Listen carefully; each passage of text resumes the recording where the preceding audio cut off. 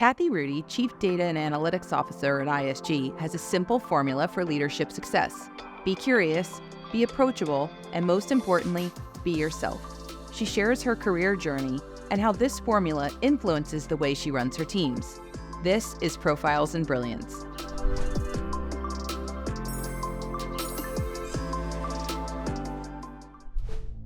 Hi, I'm Kelly Wenzel, Chief Marketing Officer of Andela, and I'm here with Kathy Rudy, Chief Data and Analytics Officer from ISG. Hi, Kathy. Hi.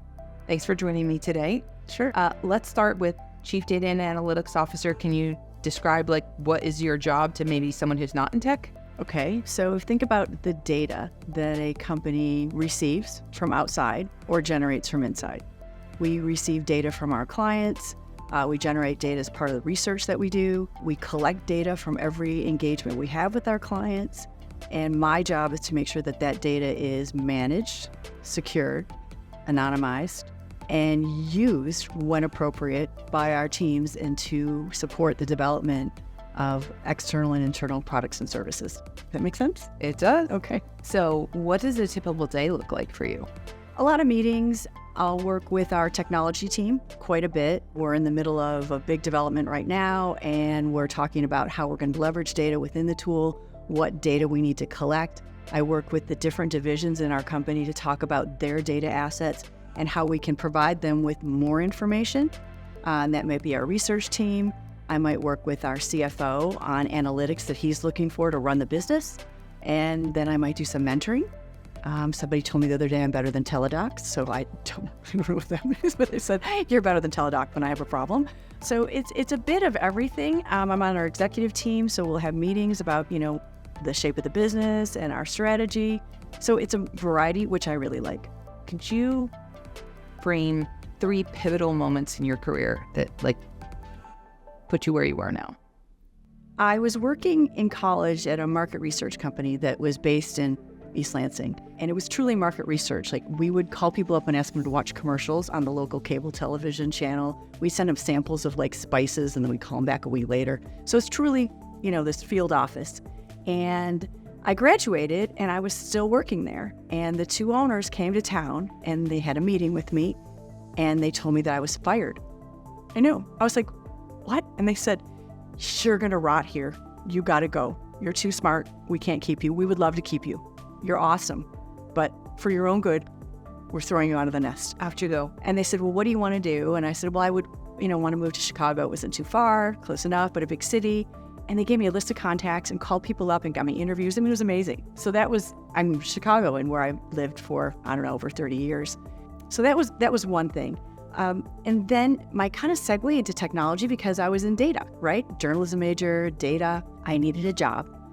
Why I was looking for this job, I think I left there with $400. My mom was like, I'll be fine. You're young, doesn't matter. So I started temping.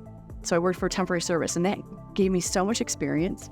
I worked at a bank. I worked for a clothing manufacturer. I worked for a consulting firm, and all of those companies had different technology. Back then, it wasn't all, Microsoft and et cetera. So the temporary service I was working for would train the temps on the technology in each of the different offices.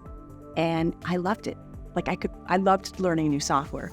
So the owner of the firm, I finally got an offer in research and data, and I told her about it. And she's like, well, why don't you work for me? And I was like, I want to work here. And then she said, why not? And we started talking about it more and more. And I didn't take that job that I interviewed for. I can't even tell you how long the interview process was. They were shocked, and I stayed with the temporary service, but that was my gateway to technology. So I think those were 2 very early on. And then after I had my kids, I had twin daughters, I was kind of just freelancing. I had stopped working when you have twins, and you know this. Twin mom. Twin mom. You need a little time.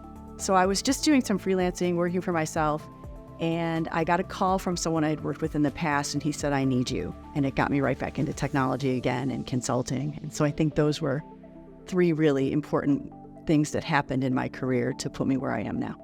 So it's interesting. You have these moments multiple times where it's you're kind of pushed. Bye, see ya. Yeah. Good to be here. Go do something different. Right. But then pulled. Yeah. I need you. I'm going to tap you on the shoulder and bring you forward. How has that shaped your leadership style?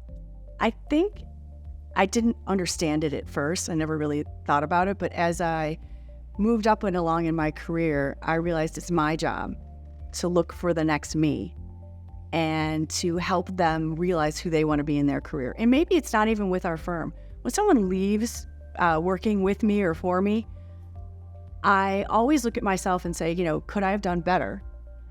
And I always ask them, is this something you really want to do? Why are you leaving? And if it's something they really want to do, or even if I think it's good for them, I'll say, go. I'm going to miss you, but go and do it. But I really try to think about the team that I have and what their goals are and how I can help them be their best person, either with us or without us, but to move forward.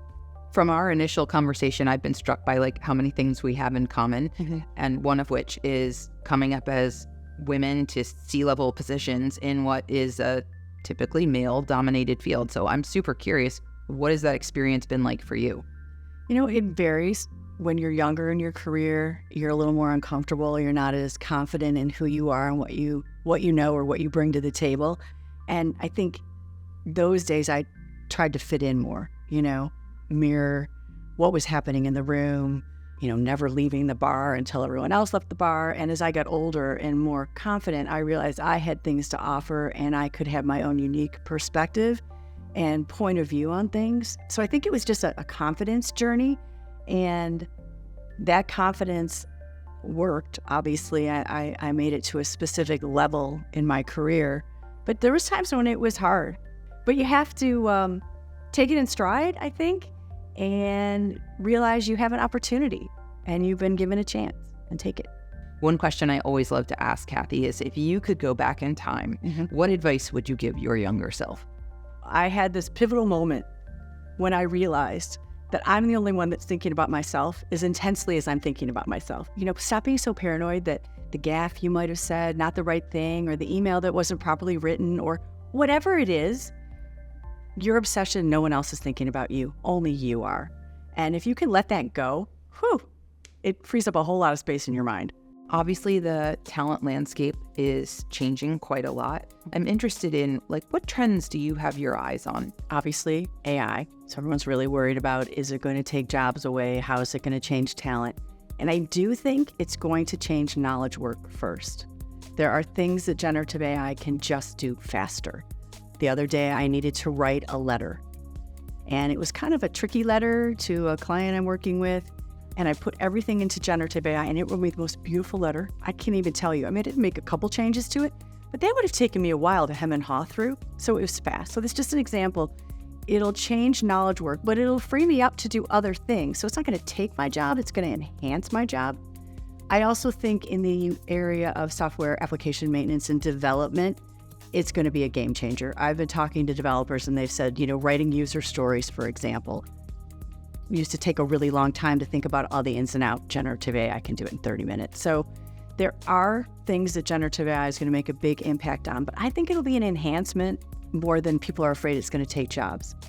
And I think I also would be remiss if I didn't talk about cyber. It is crazy right now, the number of different ways that bad actors are looking to attack organizations globally. And I don't think AI can help with that, but I just think that the skills in cyber are going to be something that's necessary and needed for a whole long time. Are you ready for a lightning round? Oh, I am. I'm a little nervous, but go. I promise it'll be painless. Wake up early or stay up late? Oh, stay up late, but I have to wake up early, so it's all ruined for me. If you were going to write a book, what would the title be, or what would it be about? I often think I'd write a book about business, but I would write a book about being the only woman in the room.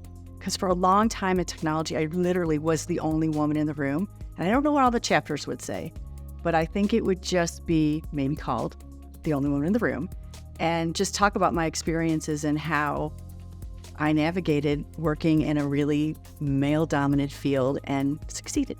Maybe that would be it. Or maybe it'd be a fiction book. I don't know. What's an interview question you always ask? I always ask if they're happy with their GPA. I've never been asked that. I always ask it. It's kind of interesting the answer you get, because some people will say, yeah, it was a 4 point whatever, but I was stressed out all the time and I never got to do the things I wanted to do.